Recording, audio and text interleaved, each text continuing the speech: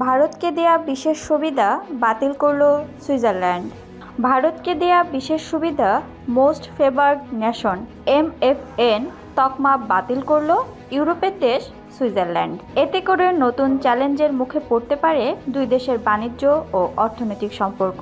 বিশ্ব বাণিজ্য সংস্থার নিয়ম অনুসারে একটি দেশ যদি অন্য কোনো দেশকে MFN মর্যাদা দেয়, তাহলে সেই দেশের প্রতি শুল্ক ও বাণিজ্য নীতি সম্পর্কিত বিশেষ সুবিধা প্রদান করতে হয়। এতদিন সুইজারল্যান্ড ভারতকে এই সুবিধা দিয়ে আসছিল।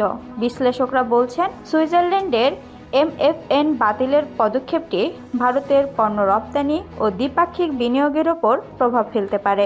MFN ধারা অনুযায়ী ভারত ও কোনো তৃতীয় OECD organization for economic cooperation and development দেশের মধ্যে লভ্যাংশ, সুদ, রয়্যালিটি বা প্রযুক্তির সেবা ফির ওপর কম করের হার প্রযোজ্য হলে তা সুইজারল্যান্ড ও ভারতের ক্ষেত্রেও প্রযোজ্য হবে।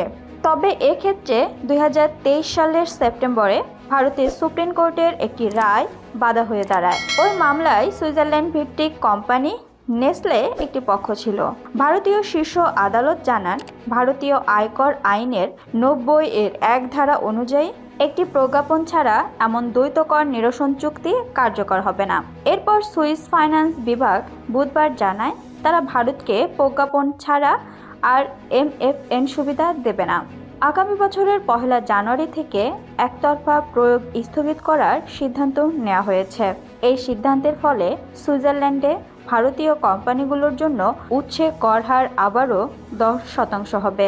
এর আগে 2021 সালে এই হার 10 থেকে কমিয়ে 5% করা হয়েছিল।